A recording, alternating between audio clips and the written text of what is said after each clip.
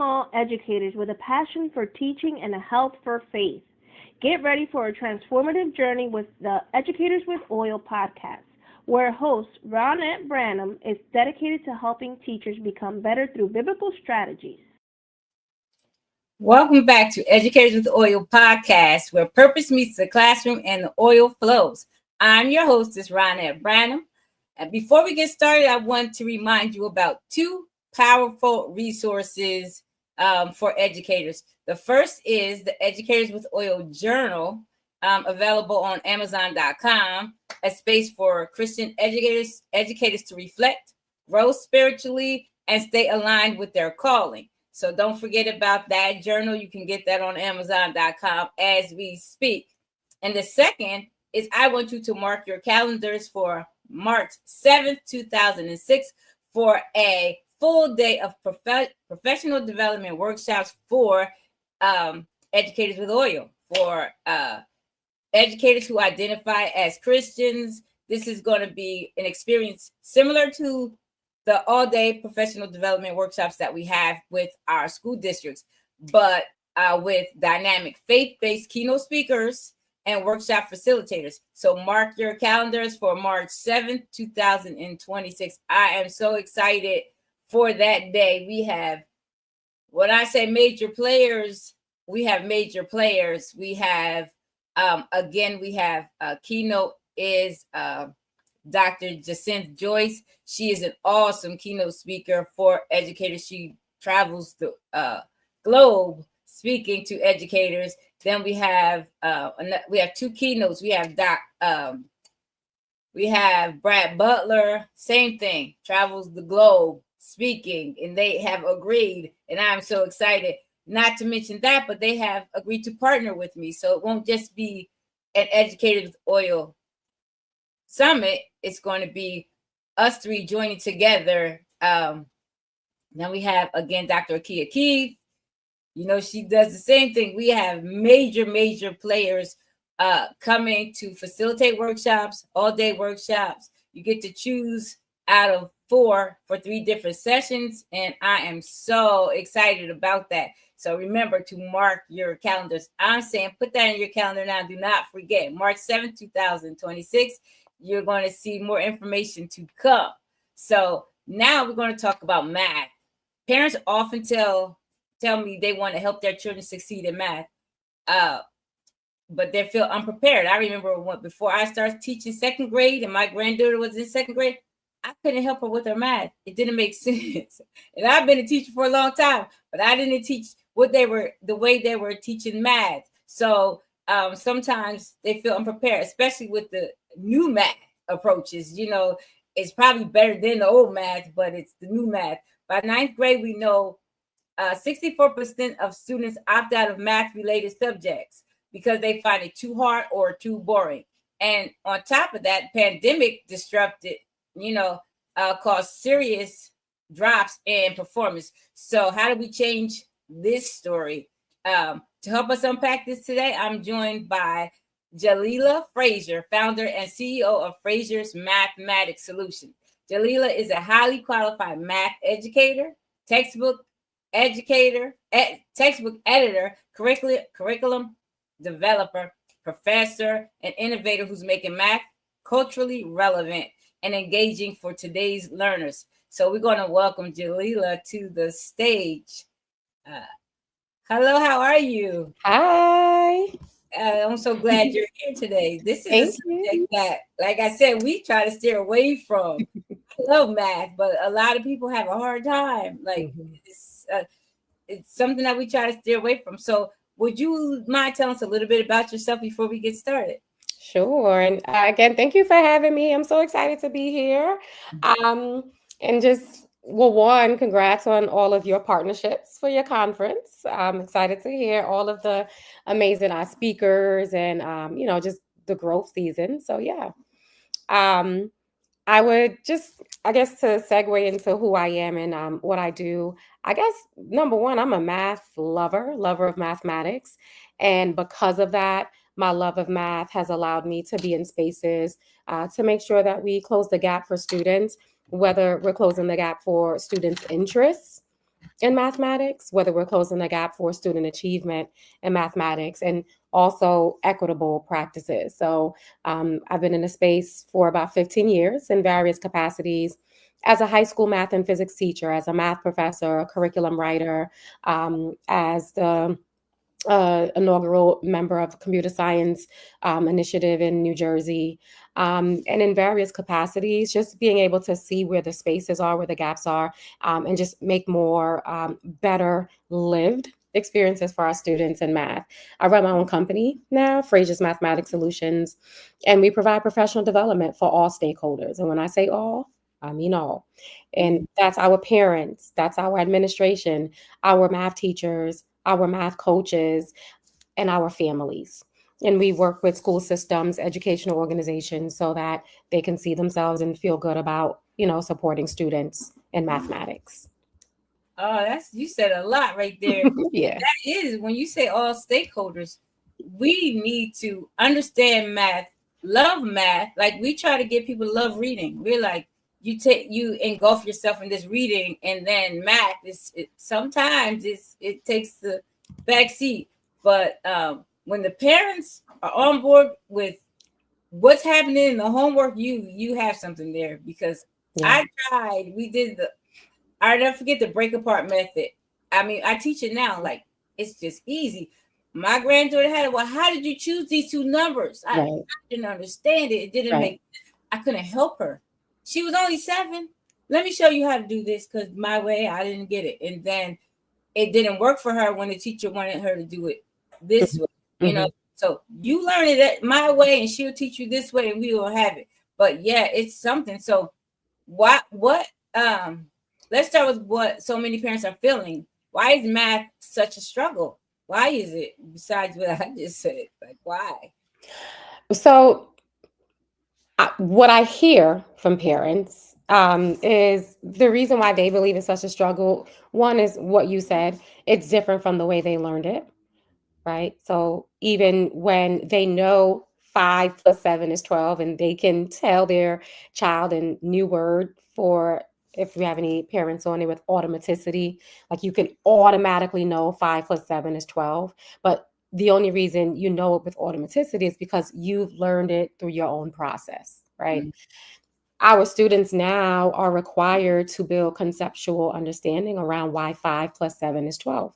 So we're not just talking about regrouping where you carry the 1 if there were double digit numbers. We want students to see what makes up, or the quantity that makes up 5, what makes up 7. And even in those spaces, right, how can the 5 blocks, and I'm thinking blocks because our students are using manipulatives, how can those 5 blocks regroup with 5 more of the 7 to bring something called relatable numbers together, right? We want our students to be able to use as many relatable numbers as possible. And relatable numbers for us is 10s, 20s, anything that ends in 0s or 5s, because we have 10 fingers.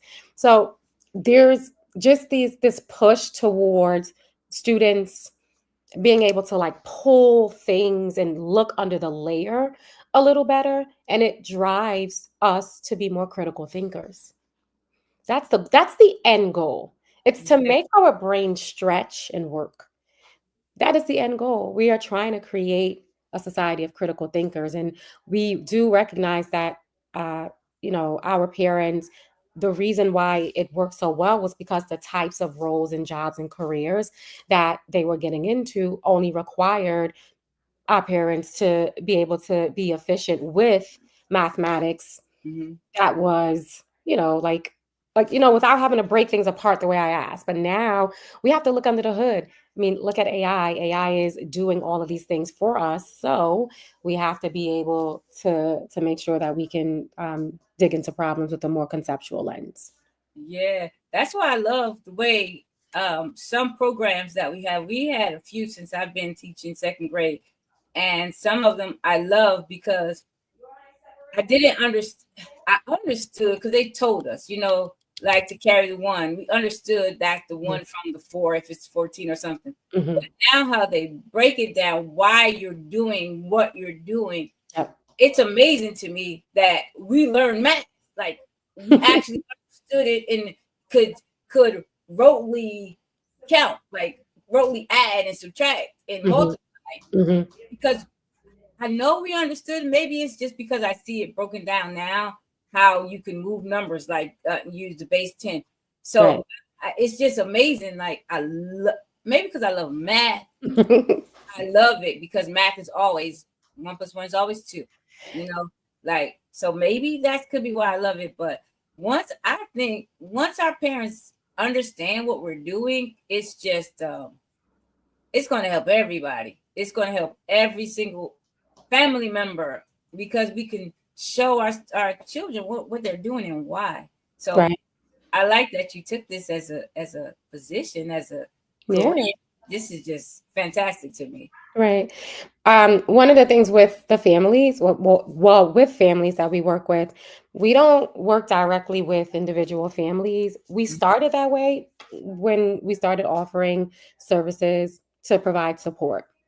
But we realized that families have so many different schedules after school, and maybe they have to take their kids to basketball practice or, just all the different extracurricular activities. So while we know they needed support, it just wasn't a good model to get all of them in the room. So we decided that moving forward, we would only partner with school districts as well as or any school systems to provide the professional development to their families. So they know that on family night, their guest is Fraser's Mathematics Solutions, and my team comes and provides all of the families, whether it's K to 8, we'll bring our illuminators in grade bands of K to 2, 3 to 5, 6 to 8, and we're teaching the families that show up mathematics, and we're teaching them how to show their children how to learn mathematics at the dinner table. We're teaching about the different manipulatives and why, in fact, regrouping this way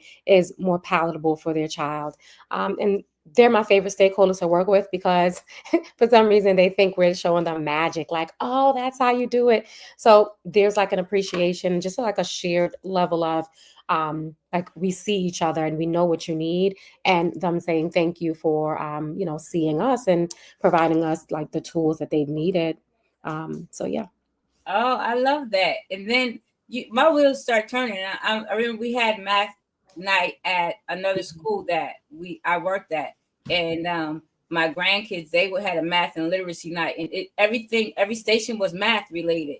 It wasn't a teacher sitting down showing something, but so this taking it to another level. This is another level. I mean, I'm used to that model. And the model is, math family night, we come in and we play. And when I say play, I don't mean it. I mean it in a very intentional way. Like you're tinkering, right? You're doing STEM things and you're being curious. And that definitely, there's a space for that. But I'm talking about specifically content.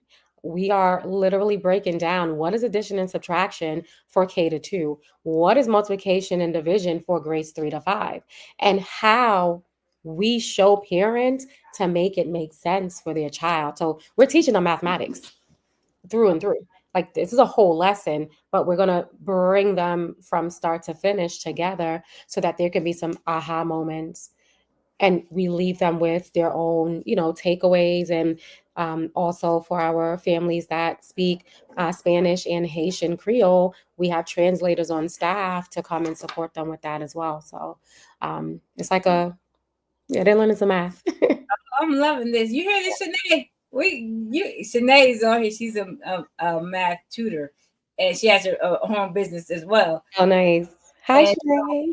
Yeah, I'm like, Shanae, that sounds like some cool stuff right there. So yeah, I'm loving it. So we also know with that, students lose interest along the way. Which I don't know. Once they get it, they should be happy with it. That's my head that works like that. So can you break down some of the main reasons why kids check out of math by middle school or high school? Sure.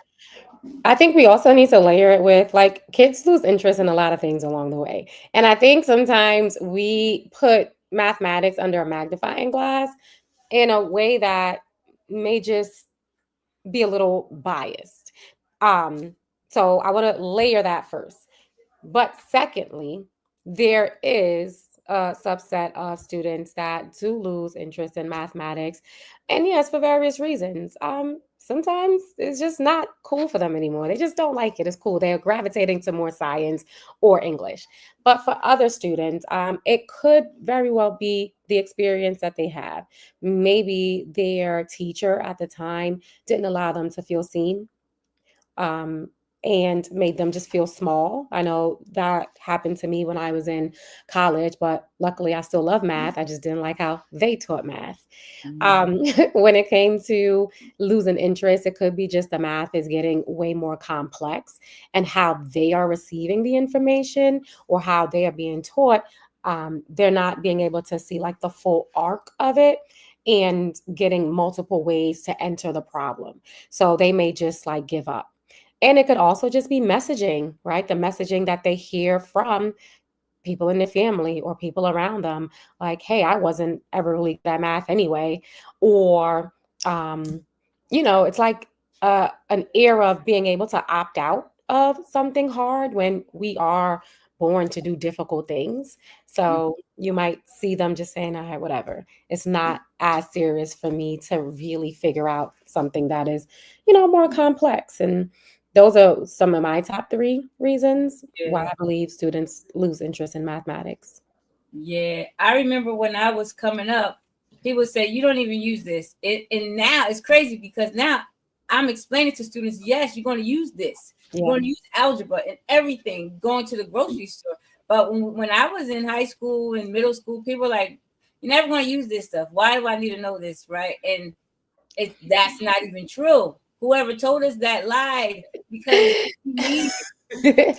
It's funny. One of my former students tagged me on a Facebook post maybe 2 weeks ago, and it was what formula? I let's say it was the Pythagorean theorem, and it was like a post saying, "Yep, another day, me waking up not using the Pythagorean theorem."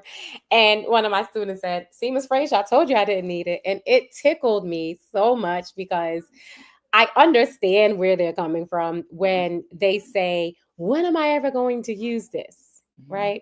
So I really understand what they're saying.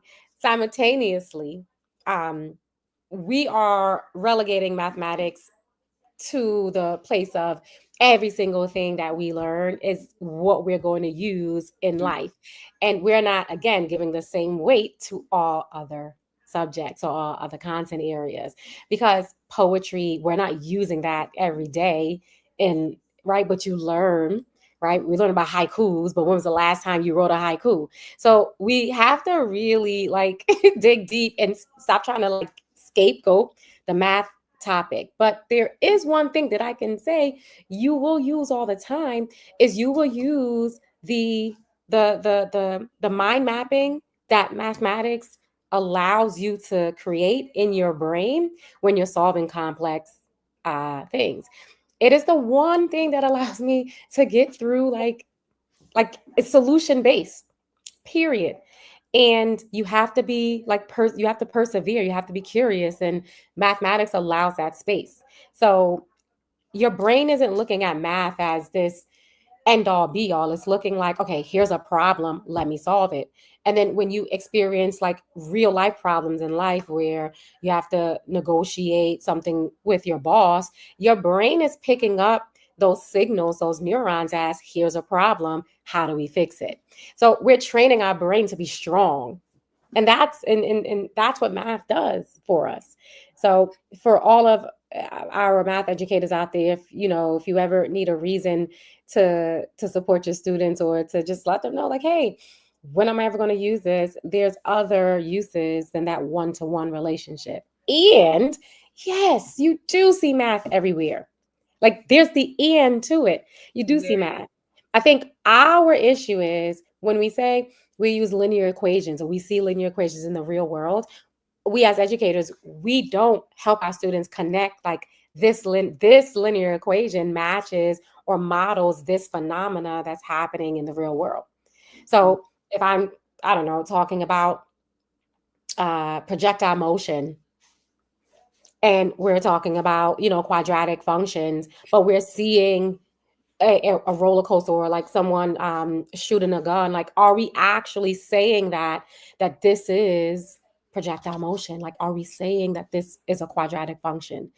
We're just taking it for granted that our students know that, right? Yeah. And I feel like, I know I'm going on a rant. I also feel like when we do pose problems that model like linear functions, or let's say the cell phone bill, right? You start with initial value, and then they charge you X amount per month, or X per minutes rather. We'll literally tell them that this is a linear function. Like, we'll say that, hey, this is the equation that models the linear function for, and like, we're giving so much information without providing the experience, and allowing them to recognize, oh wow, I see an initial value. Oh, I see something changing at a constant rate. And like, letting them figure out and experience it. Well, oh wow, this reminds me of this. What, you know what I mean? Like, we're not Yeah. doing enough of that, so they can't recognize how math is real in the real world. So Yeah. we have some work to do. That's why I love not I love it and I don't love it, because I teach second grade, and our math has it has word problems all throughout. There are some lessons where it's only word problems, and it's word problems like real life examples. And my students are second grade and they're reading below grade level, so it makes it difficult. But at the same time, we're talking about things in school, things at home, places that we go, and how, so the math, it becomes relevant. It will be a lot more effective if the students were reading on grade level. So we need to bring the reading up to the math, because Yeah, our students can do math. right, They score high on the math until you get to word problems, of course. right. But I do like that aspect of the math that we use, because it does make it relevant, make the math concepts relevant to our students. So I do love that. And then here's how can parents make a difference. So here's the hopeful part. Parents can make a difference. What are some simple things parents can do at home to help math feel less intimidating and more fun? Yeah.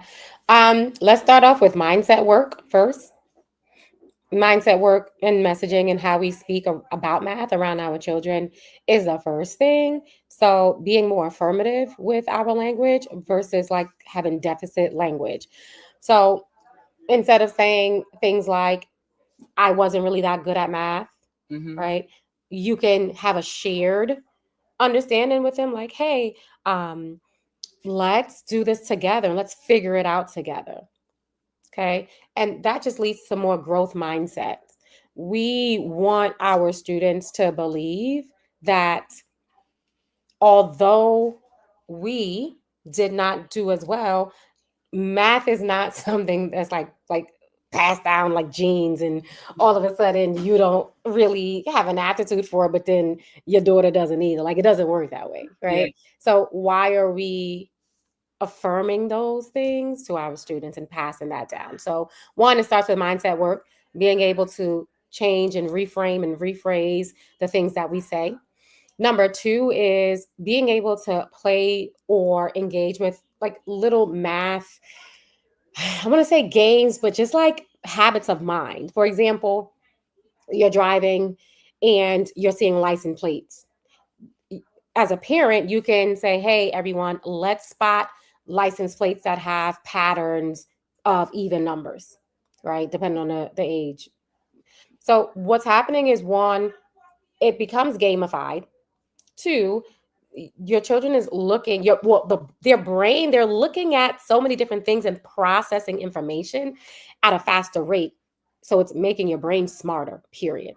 And three, now you're doing pattern recognition. Okay, we're talking about even odds, so you're ciphering through all these different things, and you're forming habits of minds that, instead of being idle or going on social media when you have free time, you can do things to build your brain, and mathematics is one of those.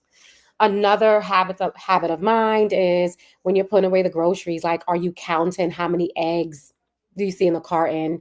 Or just like anything that involves counting, pattern recognition, prediction. Like, what do you think is going to happen? Can you analyze data? And that's a big one.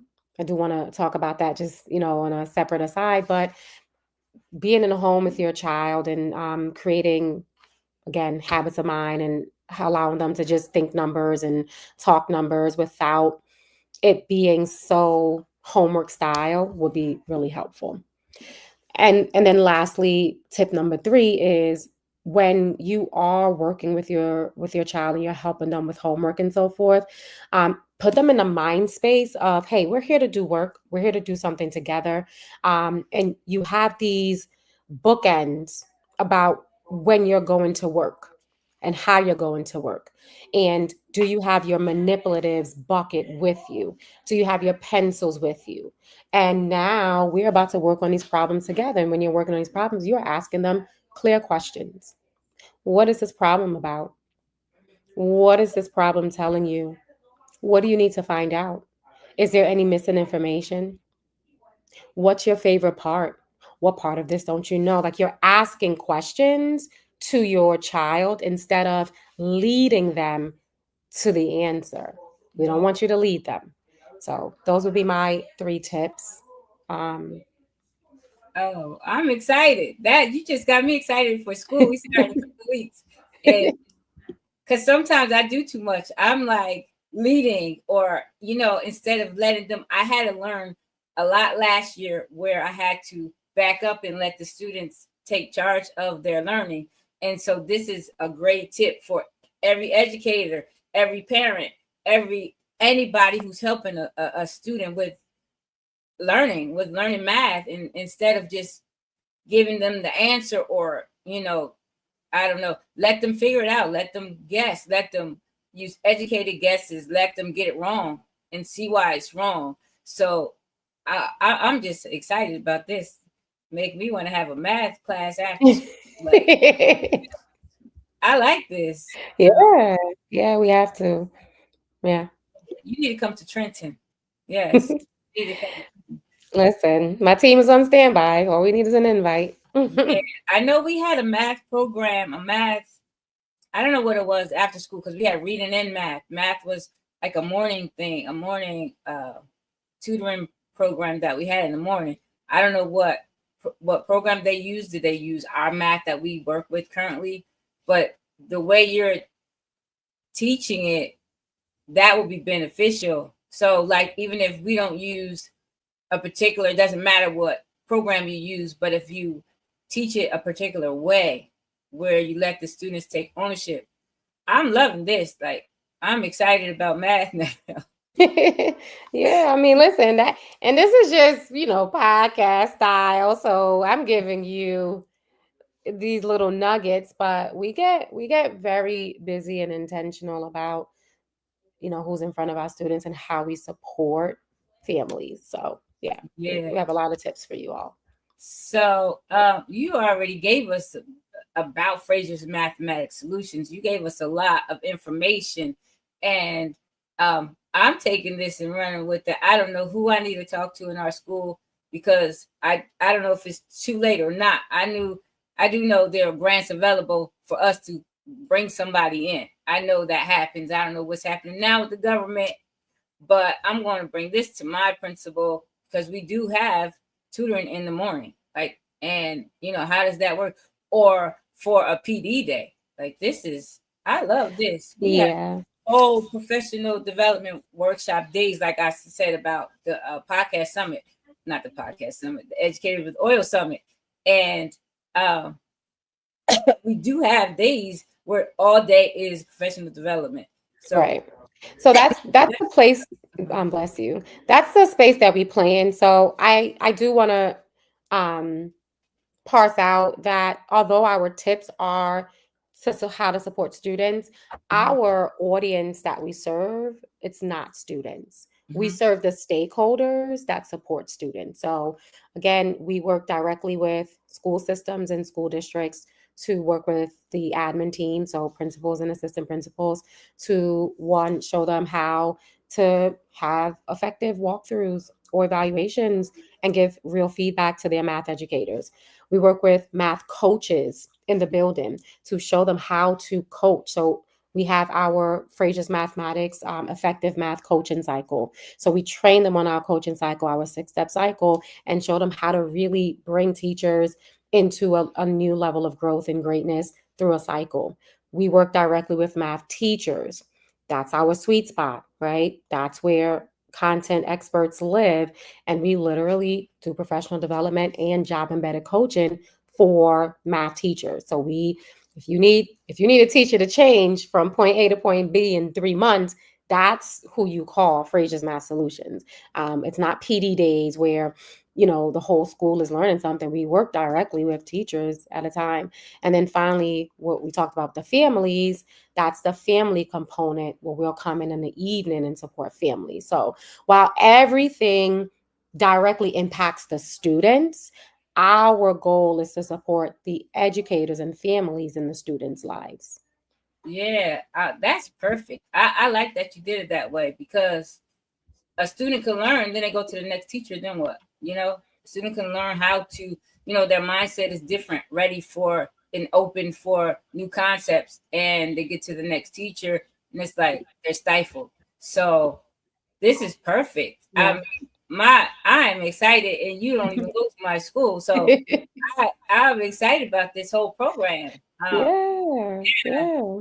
And so do you have anything else you want to share? That was fast. We could talk some more. I know. I guess I want to encourage anyone that's listening to keep their ears to the ground when it comes to where math is going in the data literacy and the AI space. Okay. Keep your ears to the ground, because clearly artificial intelligence is going to be impacting a lot of different spaces, careers, school, right? And so math is not absent of getting that impact.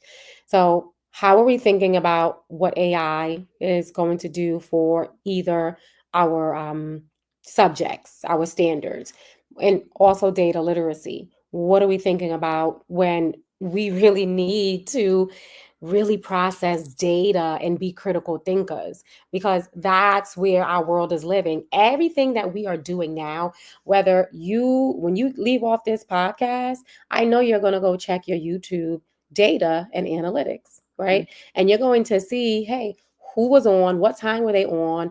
And then you're going to use that data to predict what you want to do next time. You're going to figure out, well, maybe the dope math educator is not the person we need to bring on next time because I didn't have enough views, right? Mm-hmm. So we're using data. We have to be able to use it critically to make decisions. So our children have to be able to be data literate. That's why New Jersey changed their standards. I don't know if we noticed, but New Jersey Student Learning Standards, data literacy is now a standard. They're not doing that just because. It is intentional, because we know where the careers are for our children. So I guess I urge everyone to make sure that we are not out of the loop when it comes to forward thinking with AI. All of our school systems, if your thing right now is to block access to AI, then we are becoming what the internet was when we were afraid of it, mm-hmm. when it first came out in 2000. And instead, we should lean into it and see how can we make it safe for our students while not denying access to it. So I urge that we don't be behind the 8 ball, because this is a different type of society. Yeah. Oh, you said a mouthful. So yeah, we do have to understand what's happening. I see things today like people over a certain age, over 40, that they say about AI and how the young people are developing whole projects, programs using AI, and then we're like, people like me, we just use ChatGPT, that Right. kind of stuff. We're afraid to learn something we think is difficult. Exactly. This is something that we need to understand, because you can't, it's here. You might as well learn it, live it, whatever it is, whatever aspect. Get in a car, it's AI. I can't veer to the right without my car pulling me back, saying you're not paying attention. Right. Things like that. So I just want to thank you for equipping both educators and parents with real solutions to making math meaningful, relevant, and engaging. Because it sounds engaging. It sounds hands-on, something that we can use and we can make it work for us, and not, we're trying to fit in, where we can. How does it work for us? So thank you. Thank you for having me. Yes, I appreciate you. This has been great. Sometimes you don't know, how you don't know what to expect. You're like, I love math. Math. She has a program that's going to work for us all. But once you start talking, my eyes were just, I'm like taking it all in. So thank you, sir. A ton of value. Absolutely. I thank everybody who joined in. So to our listeners, don't forget to check out Fraser's Math Solutions, and remember to grab your copy of Educators with Oil Journal on Amazon. And if you haven't already, circle the date, March 17th, 2026 for the Educators with Oil Summit. The name may be changed because God blessed me with 2 partners who are dynamic, and I couldn't ask for 2 better partners. So just be on the lookout. It's going to be transformational. So until next time, keep teaching with purpose, because when purpose meets the classroom, the oil flows. Thank you, and have a blessed rest of your day. Good night, everyone. See, I need somebody else over here.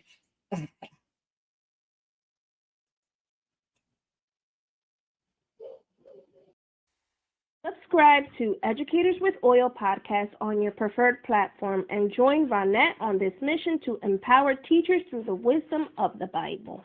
Because when biblical strategies meet the classroom, extraordinary teaching happens.